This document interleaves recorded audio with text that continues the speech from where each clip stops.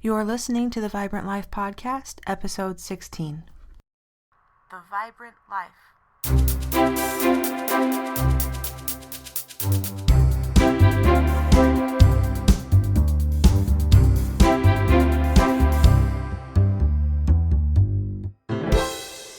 Hey you, welcome to another episode of the Vibrant Life Podcast. I'm Emily Romrell, and I hope you're having a happy day. This last week was really great. I took a little road trip to Idaho for the weekend and got to spend some time with family. We visited the graves of my grandparents and a cousin who passed away, and it really hit home to me how grateful I am for the people who came before me and who paved the way. And even after loved ones pass away, the mark they make on your heart remains, and it continues to make a difference. We also visited a memorial in the park dedicated to fallen soldiers, which I found very moving. And I'm so grateful to be an American, and I'm so thankful for the men and women who sacrifice so much for the freedom that we enjoy. Then I came home to Utah and rounded out Memorial Day with a barbecue and a family baseball game. So it was a lot of fun, and I hope you all had a great weekend as well for the holiday. And I hope you're having a great day today as well. So, my friends, have you told your friends about the Vibrant Life podcast yet? If not, why not? If you found value in these messages, please recommend the podcast to people who might also enjoy it. I'm really trying to grow a community, and I'm thrilled to have you be a part of it. And I would be thrilled to include your friends and family as well. Also, a quick review on iTunes would be another way to really make a difference. So please spread the word. Alrighty, we're getting down and dirty with our topic today, which is bloom where you're planted. And this phrase has become pretty popular over the last several years, and I love it. I love plants, I love their beauty and variety, and I love the way they brighten up a place. You could even say they make things more vibrant. Ba-dum-bump. So, coming off from last week when we covered strength for today, life can be tough, right? But there's a great quote from Christine Caine that really embodies this message. And she said, "Sometimes when you're in a dark place, you think you've been buried, but you've actually been planted." And I love that. And right now, it's the first week of June, and this is one of my favorite times of the year. My mom always says June is the month for roses, and it's true. Everything is in bloom here in Utah. And the roses are beautiful. Green shoots are popping up in the garden. The skies are blue and the sun is shining. It's beautiful. And it's easy to forget that for the last several months before now, we've endured many dreary days, right, of cold, snow, rain, wind, and everything else. And we may not understand that this period of struggle is what makes the beauty of spring and summer possible. Let's get sciencey for a minute. Have you ever heard of vernalization? It kind of makes me think of Uncle Vernon from Harry Potter. I don't know why, I guess the vern part. But actually, many plants require a period of cold and dark before they can blossom. And this is the time when the plant matures before reproduction. It's kind of like a plant equivalent to a caterpillar in a cocoon. And if the plant doesn't get cold enough for long enough, then it won't produce. And if the winters are too warm, the plant can actually be damaged or even die. So the winter season and that cold, dark is actually super important. When I was a kid, we did that science experiment. You probably may have, well, I don't know, but you may or may not have done this, but it's pretty popular. You take a little bean and you put it in a wet paper towel and watch it sprout. And it was a magical thing for me to watch that little bean bust out of its shell.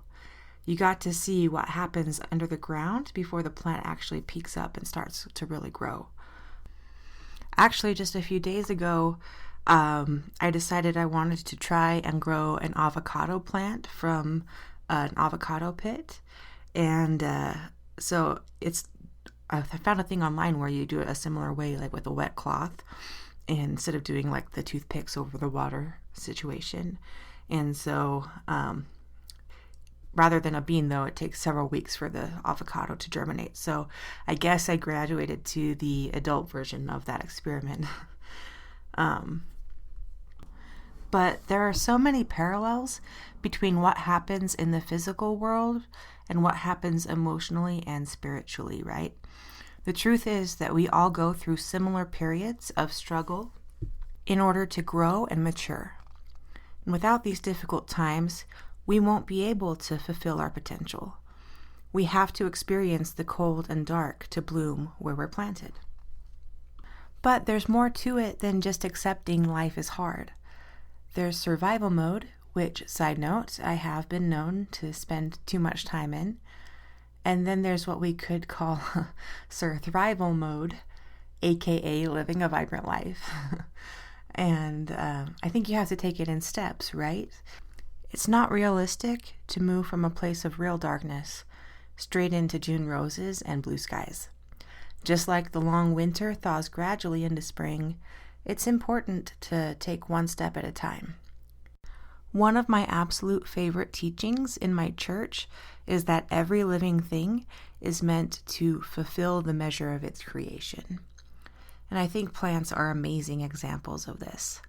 Sometimes I'll look at a tree and just feel the joy that comes from it growing and being the best tree possible. I really love trees. And I can't help but smile at the spring flowers and think about how their purpose is simply to grow and bloom. And it's not just plants.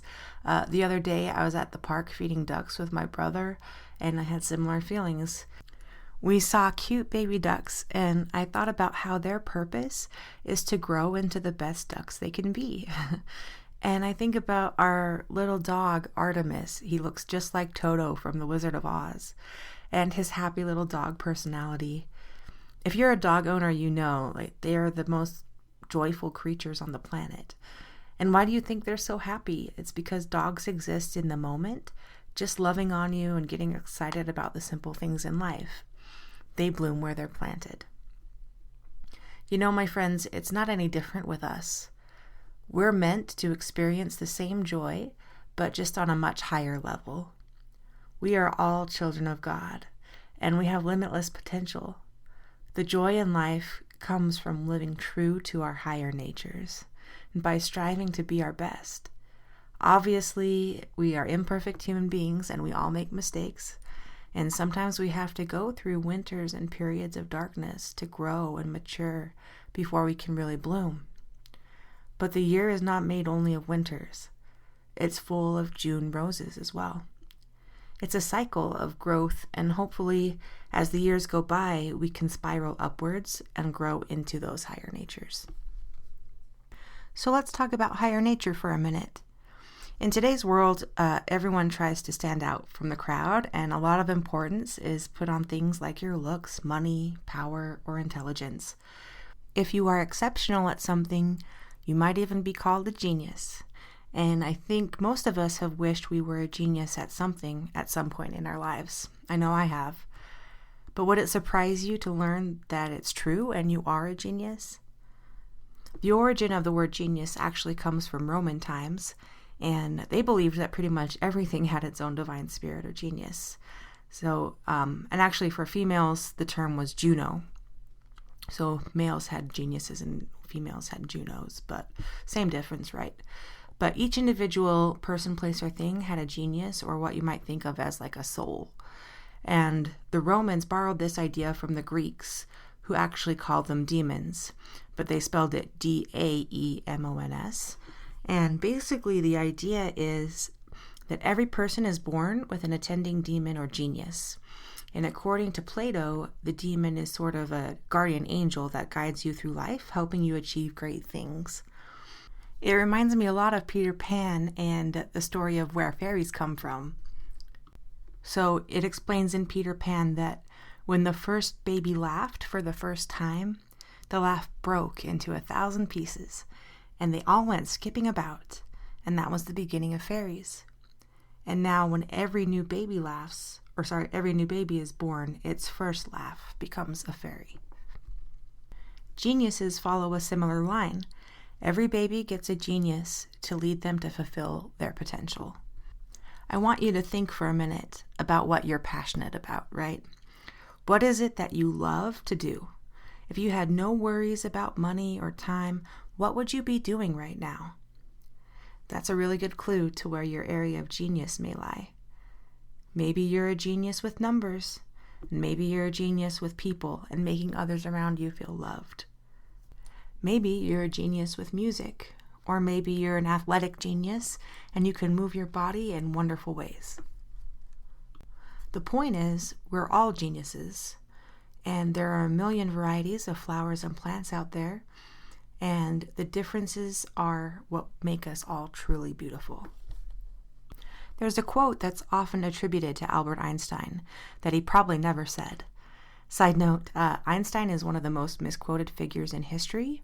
We always talk about Einstein being a genius, and so that says a lot. But anyway, here's the quote. Everybody's a genius, but if you judge a fish by its ability to climb a tree, it will live its whole life believing that it's stupid. How many times are we guilty of this? We compare ourselves to others and define ourselves by deficiencies that really don't exist because we are all unique and special in different ways. I don't think that a rose is more beautiful than a lily or a daisy. I love all flowers.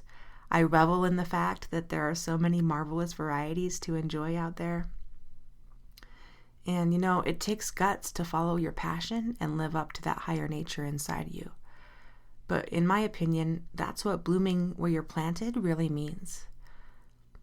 So I want to leave you with a quote that's made a pretty big impact on how I look at life. And it's by Anais, I hope that's how you say the name. It's Anais or Anais Nin. And she said, "The day came when the risk to remain tight in a bud was more painful than the risk it took to blossom." So, if things are painful for you right now, consider the idea that you've been planted. It may be time to make the decision to bloom where you're planted. It's not easy, but I can guarantee it'll make your life much more vibrant. Hey, don't forget to tell your friends about the Vibrant Life podcast. You could even share this episode with them. And if you feel you've benefited from the podcast, please leave a quick review on iTunes. Thanks for your support, and have a great week, everybody. Live the Vibrant Life.